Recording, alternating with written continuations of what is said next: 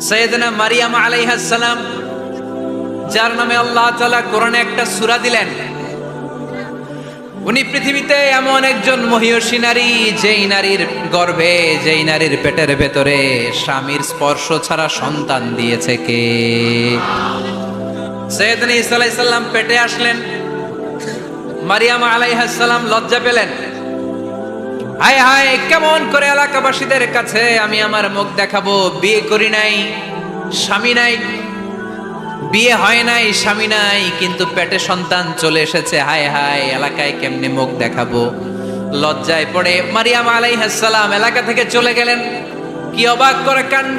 বাচ্চা ভূমিষ্ঠ হওয়ার জন্য, বড় হওয়ার জন্য 6 মাস 7 মাস লাগে নাই, পেটে বাচ্চা আসার সাথে সাথে বাচ্চাটারে বড় করে দিয়েছে কে? সাইয়েদাতুনা মারিয়াম আলাইহিস সালাম এবার বসে পড়লেন, বুঝতে আরম্ভ করলেন প্রেগন্যান্সির পেইন উঠেছে। হঠাৎ করে পেট থেকে বাচ্চা ভূমিষ্ঠ হয়ে যাওয়ার পরে উনি কাঁপতে আরম্ভ করলেন। ক্ষুধার চোটে খাবার কিছু নাই, সামনে ঝর্ণা, উপরে একটা খেজুর গাছ। সাইয়েদনা ঈসা আলাইহিস সালামকে কোলে নিয়ে মারিয়াম আলাইহিস সালাম মনে মনে ভাবে, হায় রে, কেউ যদি একটু খেজুর পেড়ে দিত, এই ক্ষুধার মুহূর্তে আমি খেজুর খেয়ে পেটের ক্ষুধা নিবারণ করতাম। রব্বুল আলামিন মারিয়ামকে উদ্দেশ্য করে আয়াত নাজিল করে দিলেন, ওয়া হুজ্জি ইলাইকি বিজিযইন নাখলাতি তুসাকিত আলাইকি রতবান জানিয়া। কোরআন সাক্ষী, হুজ্জি ইলাইকি বিজিযইন নাখলা, এর মানে হচ্ছে মারিয়াম, কেউ পেড়ে দিবে না, একটু কষ্ট করে হাতটা উঁচু করে খেজুরের ডালা ধরে ঝাঁকুনি মারো, টসটসে কাঁচা পাকা খেজুর নিচের দিকে পড়বে, তারপর তুমি তুলে খাবে। সুবহানাল্লাহ পড়েন। আল্লাহ চাইলে অটোমেটিক্যালি কারামাত হিসেবে খেজুরগুলো নিচে ফেলতে পারতেন না? কথা কোন? খেজুরগুলো অটোমেটিক্যালি নিচের দিকে পড়ছে? পড়ে নাই। আল্লাহ শিক্ষা দিয়েছে, যেই পরিস্থিতিতে থাকো না কেন, তোমাকে শ্রম ব্যয় করে, কষ্ট করে তোমার উপার্জন করতে হবে, রিজিকের বন্দোবস্ত করতে হবে। চিল্লায় বলেন ঠিক কিনা? ইসলাম আমাদেরকে এটাই শিখিয়েছে, কাজে লজ্জা নাই। আবার বিশ্বনবী বললেন, ইন খামাতিস সাআ ওয়া ফি ইয়াদি আহাদিকুম ফাসিলাতুন, তোমাদের কারো হাতে যদি একটা চারা বীজ থাকে, সে যদি দেখে কিয়ামত হতে শুরু করেছে, ফাইন ইসতাতা আইয়াগরিসাহা ক্বাবলা আন তাকুমাস সাআ ফালইয়াগরিসহা, কারো হাতে একটা চারা বীজ নিয়ত করেছে, চারা বীজটা রোপণ করবে, ইন দ্য মিন টাইম দেখলো কিয়ামত হতে শুরু করেছে, বিশ্বনবী বললেন, যদি তোমার সুযোগ থাকে কিয়ামত হওয়ার আগে চারা বীজটা রোপণ করে দাও। কথা বুঝতে পেরেছেন? আপনার হাতে একটা চারা বীজ, আপনি প্ল্যান করেছেন এই চারা বীজটা রোপণ করবেন, ইন দ্য মিন টাইম দেখলেন কি হওয়া শুরু হয়েছে? ইযা জুলজিলাতিল আরদু জিলজালাহা, দ্য বিগেস্ট আর্থকোয়েক, ভূমিকম্প শুরু হয়েছে, কিয়ামত হয়ে যাবে। বিশ্বনবী বললেন, কিয়ামত হইতেছে ওদিকে, আর তোমার হাতে যদি চারা বীজ থাকে, দেরি করো না, কিয়ামত তোমার কাছ পর্যন্ত আসার আগে সুযোগ পেলে চারা বীজটা রোপণ করে দাও। ইসলাম শিখিয়েছে শেষ নিঃশ্বাস পর্যন্ত তোমাকে লড়ে যেতে হবে। এই পৃথিবীতে কেউ কাউকে জায়গা করে দেয় না, জায়গা করে নিতে হবে। এই পৃথিবীটা, the life is not a bed of roses, এটা ফুল বিছানো কোনো ফুল সজ্জা নয়, এটা কণ্টকাকীর্ণ। কেউ আপনার স্পেস করে দিবে না, কেউ আপনাকে সুযোগ করে দিবে না, কেউ আপনার জায়গা করে দিবে না, বরং আপনি জায়গা করে নিলে টাইনা নিচে নামাবে। কথা বলেন? এজন্য কখনো অলসতাকে স্থান দেয়া যাবে। রাসূল বাত্তালি দুক্কানু শয়তান, অলস মস্তিষ্ক শয়তানের আড্ডা। অলস যদি কেউ থাকে, এটারে টেনে বেঁধে কাজে নামাবে, পারা যাবে? আলহামদুলিল্লাহ, লক্ষ্মীপুরে এরকম অলস ছেলে পেলে নাই।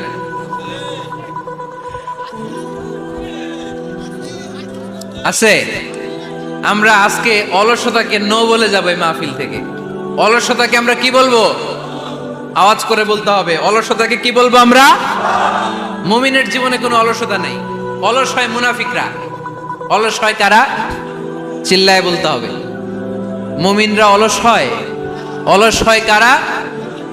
এজন্য কোরআনে আল্লাহ একথাও বলে দিলেন, ওয়াইদা কামু ইলাস সালাতি কামু কুসালা ইউরাউনান নাসা ওয়ালা ইয়াযকুরুনাল্লাহা ইল্লা কালিলা। সুবহানাল্লাহ পড়েন। মুনাফিকরা যখন মানুষকে দেখানোর জন্য নামাজে যায়, ওই নামাজে তাদের ইখলাস নাই, ওই নামাজের ভেতরে তাদের কোনো খুশু খুদু নাই, ওই নামাজের ভেতরে আছে শুধু অলসতা। ওই নামাজে কি আছে?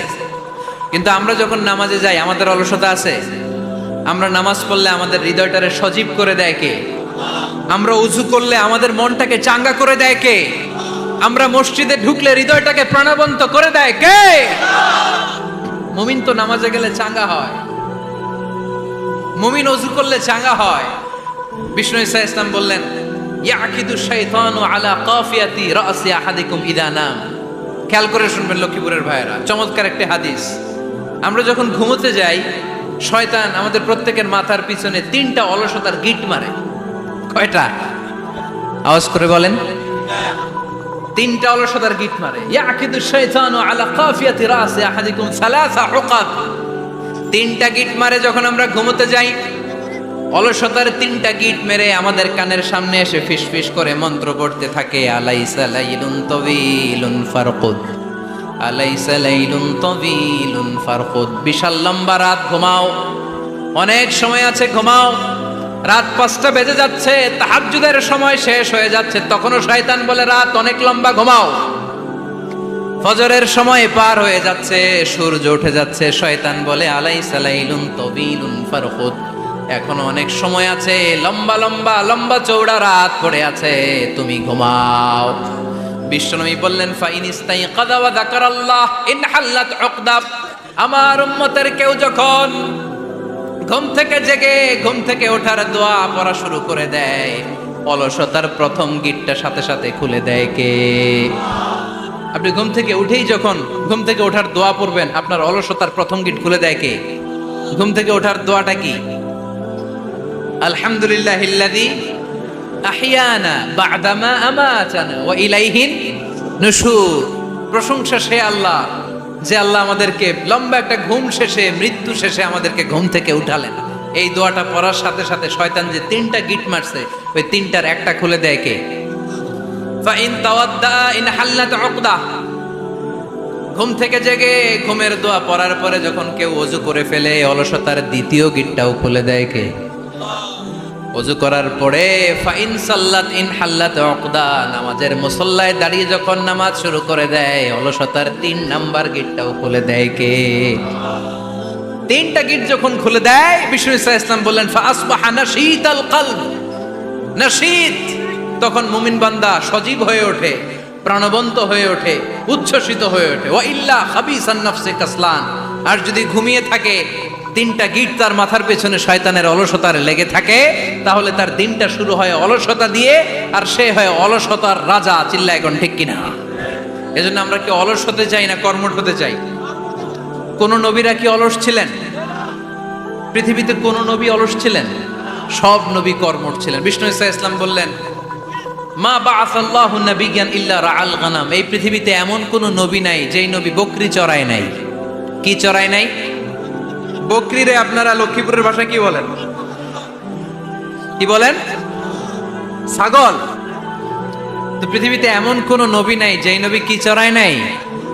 ছাগল চড়ায় নাই। সাহাবারা বললেন, ইয়া রাসূলুল্লাহ আনতা কাযালিক, আপনিও ছাগল চড়াইছেন? বিষ্ণু ঈসা ইসলাম বললেন, না, আমিও ছাগল চড়িয়েছি। ওয়া ইন্নী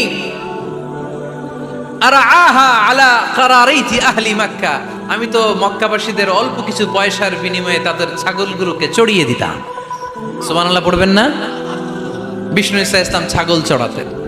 ছাগল চড়ানো সহজ কাজ না কঠিন কাজ? কেন কঠিন এটা?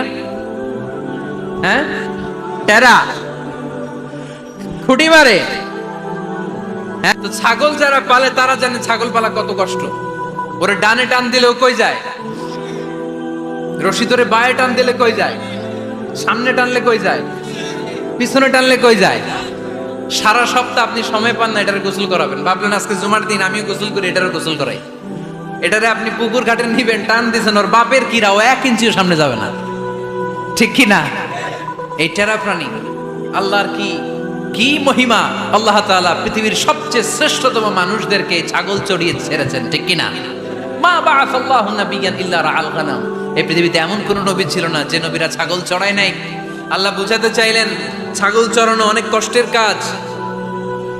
অনেক ধৈর্যের প্রয়োজন। এখন নবীরা তোমরা ছাগল চড়াও, কিছুদিন পর ছাগলের চেয়েও টেরা জাতি মানুষ চড়াইতে হবে।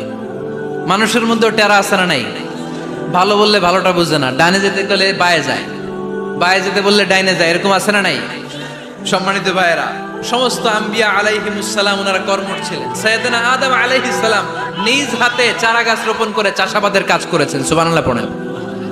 সাইয়েদনা ইব্রাহিম আলাইহিস সালাম চাষাবাদের কাজ করেছেন।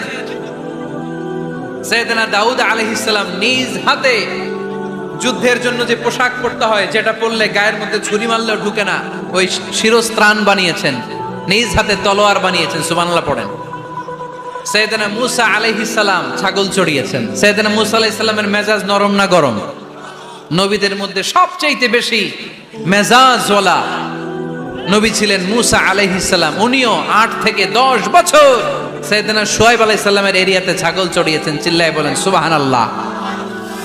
এজন্য নবীরা যেহেতু কাজ করেছেন, কর্মঠ ছিলেন, আমরাও কর্মঠ হব, ঠিক কি না? সাহাবারাও কর্মঠ ছিলেন, বিশ্বনবীর সাহাবারাও ব্যবসা করতেন। সাইয়েদনা আবু বকরের বিশাল ব্যবসা প্রতিষ্ঠান ছিল, সুবহানাল্লাহ পড়েন। আপনারা হজ উমরা করেছেন কে কে দেখি?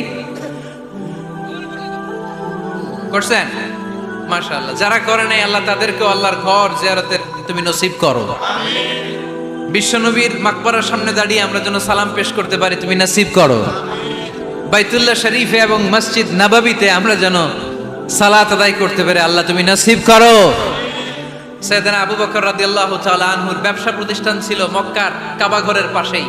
ওনার ব্যবসা প্রতিষ্ঠানগুলো যেখানে ছিল ঠিক ওইখানে সৌদি সরকার এখন শপিং মল বানিয়ে দিয়েছে, মাতজার আবু বকর। মক্কা শহরের যেখানে বহিরাগতরা এসে ওখানে ছাগল, ওখানে ঘোড়া, উট এগুলো রাখতো, আস্তাবল রাখতো, ঘোড়া আর উট যেখানে রাখা হতো ঠিক ওই জায়গায় সৌদি সরকার ওটার পার্কিং লট বানায় দিয়েছে। মানে যেখানে আগে সাহাবাদের ব্যবসার জায়গা, ওইখানে বর্তমানে শপিং মল। যেখানে আগের সময়কাল সাহাবারা উট আর ঘোড়া রেখে বাঁধতো, ওইখানে এখন গাড়ি ঘোড়া রাখার ব্যবস্থা করা হয়েছে। সাইয়েদনা আবু বকর অনেক বড় ব্যবসায়ী ছিলেন। ওনার নিজ টাকা দিয়ে হাবাসা থেকে আসা সাইয়েদনা বেলালকে তিনি 20,000 স্বর্ণ মুদ্রা দিয়ে উমাইয়া ইবনে খালাফের কবল থেকে তিনি মুক্ত করেছেন। সাইয়েদনা উসমান যুন্নুরাইন বড় ব্যবসায়ী ছিলেন।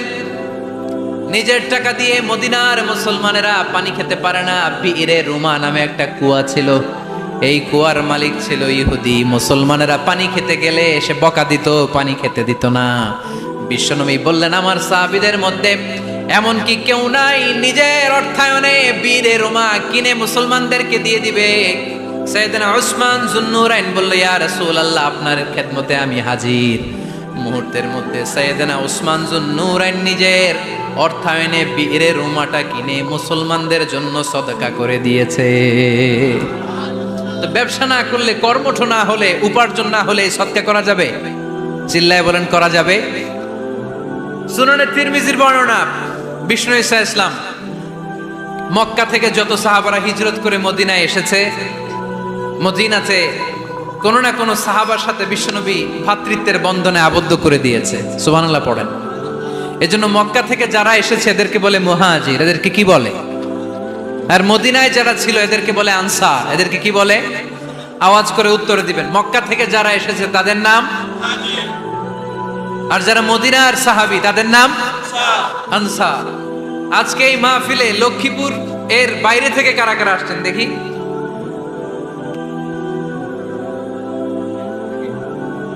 মাশাআল্লাহ, মাশাআল্লাহ, অনেক আসছে। আল্লাহ ভাইদেরকে তুমি কবুল করো, হাত নামান। এই যে লক্ষ্মীপুরের বাইরে থেকে যে ভাইরা আসছে তারা লক্ষ্মীপুরের মেহমান, ঠিক কিনা?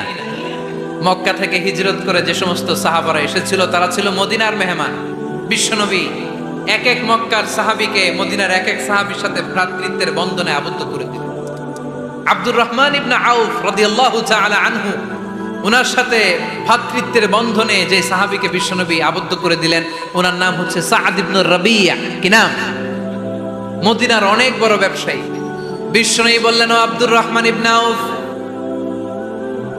সম্পদ ছেড়ে দিয়ে, পরিবার ছেড়ে দিয়ে, স্থাবর অস্থাবর সব ছেড়ে দিয়ে আল্লাহ রাসূলের ভালোবাসায় মক্কা থেকে মদিনায় এসেছো। মদিনায় তোমার চিন্তা নাই, সাদ ইবনুর রবিকে আমি তোমার ভাই বানিয়ে দিলাম। সাদ ইবনুর রবি তোমার আপন ভাইয়ের মতো। সাদ ইবনে রবি বলল, আব্দুর রহমান, জীবনে তোমারে কোনোদিন দেখি নাই, তোমারে আমি চিনি না, তোমার নাম শুনি নাই, কিন্তু বিশ্বনবী তো তোমার দায়িত্ব আমাকে দিয়েছে। আমার চেয়ে বড় ধনী এই মদিনার মধ্যে দ্বিতীয় কেউ নাই। আজ থেকে তুমি আমার ভাই, আজ থেকে তুমি আমার কি? আল্লাহ আমাকে যত সম্পত্তি দান করেছে তার অর্ধেক সম্পত্তি আমি তোমার নামে দিয়ে দিলাম। ও আব্দুর রহমান ইবনে আউফ, শুধু তাই নয়, রব্বুল আলামিন আমাকে দুইজন স্ত্রী দিয়েছে। কয়জন? তুমি দেখো আমার কোন স্ত্রীকে তোমার বেশি ভালো লাগে, যার নাম তুমি বলবে সাথে সাথে আমি তারে তালাক দিয়ে দিব। তার ইদ্যত পালন শেষে তুমি তাকে বিয়ে করে তোমার সাথে নিয়ে যাবা। সুবহানাল্লাহ পড়ে। কারণ বিশ্বনবী তোমার দায়িত্ব আমার কাছে দিয়েছে, তুমি আমার ভাই, আমি মদিনার সবচেয়ে বড় ধনী, আমার অর্ধেক সম্পদ আমি তোমারে দিয়ে দিব, আমার দুই স্ত্রীর এক স্ত্রীকে তোমারে দিয়ে দিব। সাইয়েদনা আব্দুর রহমান ইবনে আউফ এই কথা শুনে অবাক হলেন। অবাক হয়ে উনিও এক অবাক কথা বললেন। উনি বললেন, লা হাজাতা লি ফি ইয়া আখি, ও আমার প্রাণের ভাই, তোমার কথা শুনে আমার হৃদয়টা ভরে গিয়েছে, কিন্তু তোমার সম্পদেরও দরকার আমার নাই, তোমার স্ত্রীরও দরকার আমার নাই। বারাকাল্লাহু ফি মালিক ওয়া লি আহলিক, আল্লাহ তোমার মালেও বরকত দেখ, তোমার সম্পদেও বরকত দেখ। তুমি শুধু একটু কষ্ট করবা। কি কষ্ট? দুল্লানি আলা সুক, show me the way to the market. তুমি মদিনায় কোনো মার্কেট আছে কিনা, শপিং মল আছে কিনা, ব্যবসা প্রতিষ্ঠান আছে কিনা আমারে দেখায় দাও। সুবহানাল্লাহ পড়ে। আমরা হইলে কি করতাম? লক্ষ্মীপুরে যারা আসছে এদের একজনের যদি বলা হয়, ভাই আপনি এখন থেকে লক্ষ্মীপুরের ভাই, আমার অর্ধেক সম্পদ আপনারে দিয়ে দেব, কি করবে? পায়ের উপর পা তুলে খাবে আর বলবে, কি আনন্দ আকাশে বাতাসে, ঠিক কিনা? এরপর যদি বলি, ভাই আমার দুই বউ, যেটারে সুন্দর লাগে বলেন তালাক দিয়ে দেই, নিয়ে যান, কি বলবে? কি আনন্দ আকাশে বাতাস। আল্লাহ রাসূলের সাহাবী আব্দুর রহমান ইবনে আউফ বললেন, লা হাজাতা লি ফি, আমার দরকার নেই। দুল্লানি আলা সুক, just show me the way to market, এখানে মার্কেট কই আছে দেখায় দাও। অবাক হয়ে গেলেন সাদ বিন রবি, বললেন, ও আব্দুর রহমান ইবনে আউফ, ঠিক আছে, তুমি যদি নিতে না চাও তোমারে আমি জোর জবরদস্তি করব না। শুনে রাখো, মদিনাতে ইহুদিদের কয়নুকার একটা বাজার আছে। এই কথা বলার সাথে সাথে আব্দুর রহমান ইবনে আউফ চলে গেলেন। এর পরের দিন অল্প কিছু পনির আর ঘি দিয়ে ব্যবসা শুরু করলেন।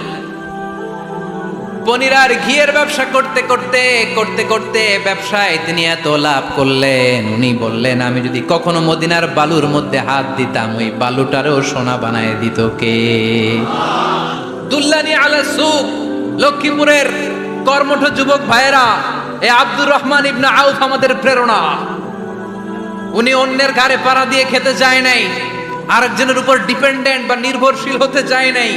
তিনি স্বাবলম্বী হওয়ার শিক্ষা, লেসন কিয়ামত পর্যন্ত গোটা বিশ্বের যুবকদের জন্য রেখে গিয়েছে। চিল্লায় বলো ঠিক কিনা? দুল্লানি আলা সুক, show me the way to market. Market কোথায় দেখাও। পনির আর ঘি নিয়ে ব্যবসা করতে করতে কয়েক মাসের ব্যবধানে ইতিহাস সাক্ষী, সাইয়েদনা আব্দুর রহমান ইবনে আউফ মদিনার বিশাল বড় বিজনেস ম্যাগনেটে পরিণত হয়ে গেলেন। চিল্লায় পড়েন আল্লাহু আকবার। এজন্য ব্যবসার ভিতরে বরকত ঢুকিয়ে দিয়েছে কে? বিষ্ণু বললেন, আত-তাজিরা সাদুকাল আমিন মা'আন নাবিয়্যিন ওয়াস সিদ্দীকিন ওয়াশ শুহাদা'i ওয়াস সালিহিন। আমানতদার ব্যবসায়ী, তারা সাধারণ কোনো মানুষ নয়, কিয়ামতের দিন নবীদের সাথে হাসর হয়ে যাবে। আপনারা যারা ব্যবসা করেন, এটা সাধারণ বিষয় নয়। বিষ্ণু ইসলাম নিজেও ব্যবসায়ী ছিলেন। ওনার জীবনের প্রথমে তিনি খাদিজা রাদিয়াল্লাহু তাআলা আনহার ব্যবসার স্টাফ হয়ে কাজ শুরু করেছেন, এরপর নিজে ব্যবসা শুরু করেছেন। এরপরে খাদিজাতুল কুবরা রাদিয়াল্লাহু তাআলা আনহা সব সম্পত্তি বিয়ের পরে বিশ্বনবীর পায়ের সামনে ঢেলে দিয়েছেন। বললেন, ইয়া রাসূলুল্লাহ, এই সম্পদ আমি আপনাকে দিয়ে দিলাম, আপনি ইচ্ছামতো দিনের প্রয়োজনে খরচ করেন। সুবহানাল্লাহ পড়ায়। এজন্য বিষ্ণু ইসলাম আমাদের জন্য উপমা, আব্দুর রহমান ইবনে আউফ আমাদের জন্য উপমা। যারা ব্যবসা করেন তারা বিষ্ণু ইসলামের সুন্নাহ পালন করছেন। আত-তাজির আস-সাদুক আল-আমিন, বিষ্ণুই বললেন সত্যবাদী আমানতদার ব্যবসায়ী, যে ব্যবসা করতে যে মিথ্যা কথা বলে না। অনেক ব্যবসায়ীরা আছে পণ্য চালানোর জন্য মিথ্যা কথা বলে আর কসম কাটে, আছে না নাই? আহা, এমনটা করা যাবে? সকালবেলা স্ত্রীরে বলে, এই গরুগুলা বিক্রি করবো, তুই একটা দাম কত কমো? স্ত্রীরে শিখাই দিচ্ছে, এই গরুর দাম তুই 40,000। তো বউ বলে, ঠিক আছে, দাম কইলাম 40,000। তো এরপরে বাজারে যখন গরু বিক্রি করতে যায়, একজন যখন বলে যে ভাই এটা 30,000 টাকা দিয়ে কিনবো, কয় ভাই আল্লাহর কসম সকালে একজন 40,000 দাম কইছে, আমি দেই নাই। আছে না নাই?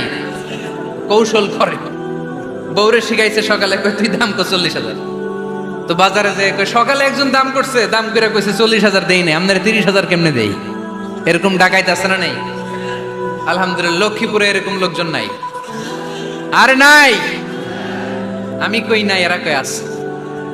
লক্ষ্মীপুরের মানুষ খুব ধার্মিক, আমি জানি। লক্ষ্মীপুর, নোয়াখালী, ফেনী এই বেল্টের লোকজন খুব আল্লাহওয়ালা। এদের মধ্যে আল্লাহওয়ালার সংখ্যা বেশি, এখানে আলেম ওলামা বেশি, এখানে মসজিদ মাদ্রাসা বেশি। এই জন্য এই জেলাগুলোতে আল্লাহর রহমতও বেশি। আল্লাহ তুমি এই জেলার ছেলেপেলাদেরকে, এই জেলার লোকদেরকে তুমি কবুল করো, মা বোনদেরকে তুমি কবুল করো। সম্মানিত ভাইয়েরা, এজন্য আজকের মাহফিল থেকে আমরা যেটা শিখলাম সেটা হচ্ছে পরিশ্রমে কোনো লজ্জা আছে? আমরা কাজ করে খাবো, ঠিক কিনা? Never under estimate any job. যুবক ভাইয়েরা, লক্ষ্মীপুরের যুবক ছেলেরা শুনতেছ? এরকম আওয়াজ করতে হবে, কান খাড়া করে শোনো। Never under estimate any job. কোনো চাকরিকে ছোট করে দেখা যাবে, whether it's small or big, you don't care. এটার কেয়ার করা যাবে না। ছোট্ট চাকরি পাইলেই ঢুকে যাবা, বড় অফার আসলে পরে ঢুকবা। এটা ছোট কাজ, এটা হোটেলের ওয়েটার, এটা ছোট্ট স্টাফ, এটা কেরানি না। কাজ কাজই, কাজের মধ্যে কোনো ছোট বড় নাই। খেটে খাওয়া মানুষকে বিশ্বনবী অনেক সম্মান করতেন। বিশ্বনবী সাল্লাল্লাহু আলাইহি ওয়াসাল্লাম খেটে খাওয়া মানুষদেরকে এত ভালোবাসতেন, বিদায় হজের মতো এত গুরুত্বপূর্ণ ভাষণও এই মেহনতি মানুষদের কথা বাদ যায় না। সুবহানাল্লাহ পড়বেন না? দিনটা ছিল জুমাবার। বিশ্বনবী সাল্লাল্লাহু আলাইহি ওয়াসাল্লাম আরাফাতের ময়দানে দাঁড়িয়ে ঐতিহাসিক একটা ভাষণ দিলেন। এই ভাষণের নাম হলো বিদায় হজের ভাষণ। এই বিদায় হজের ভাষণেও খেটে খাওয়া মানুষের কথা বিশ্বনবী বাদ দেয় নাই। বিশ্বনবী বলেছেন, আরিক্কাকুম, খবরদার, অধীনস্থ কর্মচারীদের সাথে খারাপ আচরণ করো না। আতঈমুহুম মিম্মা তাকুলুন ওয়াকসুহুম মিম্মা তালবিসুন। খবরদার, মনে রেখো, তোমরা যা খাবে তোমাদের অধীনস্থ কর্মচারীদেরও তা খাওয়াবে, তোমরা যা পড়বে তাদেরও তা পড়াবে। বিশ্বনবী শেষ নিঃশ্বাস ত্যাগ করে যাওয়ার আগে যেই কয়েকটা কথা বলেছিলেন তার মধ্যে মেহনতি মানুষদের জন্য কথা আছে রাডাই। বিষ্ণু ইসা ইসলাম যখন শেষ নিঃশ্বাস ত্যাগ করবেন, তিনি বলেছিলেন, আসসালাত আসসালাত, উম্মতেরা নামাজ নামাজ, নামাজ ছেড়ে দিও না, নামাজ তরক করো না, নামাজ কাজা করো না। আর বলেছিলেন, অমা মালাকাত আইমানুকুম, অধীনস্থ কর্মচারীদের সাথে খবরদার খারাপ আচরণ করো না। যারা কর্মচারীদের সাথে খারাপ আচরণ করে, যারা মানুষের কাছ থেকে শ্রম নিয়ে কাজ করিয়ে টাকা দেয় না, কিয়ামতের দিন তাদের বিরুদ্ধে মামলা দায়ের করবে কে? কে করবে?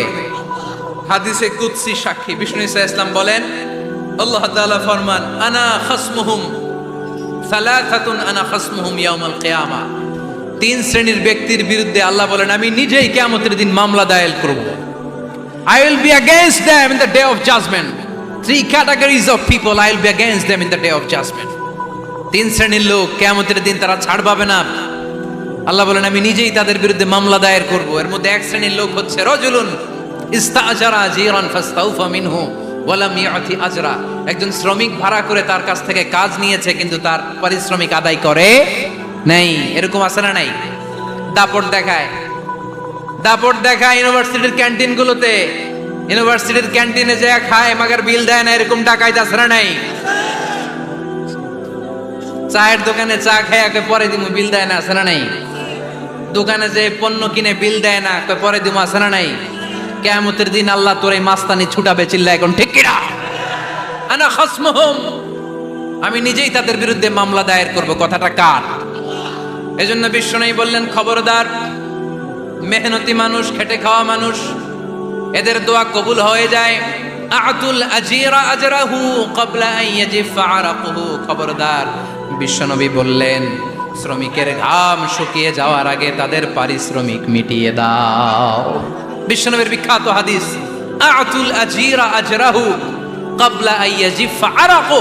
শ্রমিকের ঘাম মাটিতে লাগার আগে, শুকিয়ে যাওয়ার আগে তাদের পারিশ্রমিক মিটিয়ে দাও, কেননা তারা যদি বদদোয়া করে তোমার জীবনরে জাহান্নাম বানিয়ে দিবে কে?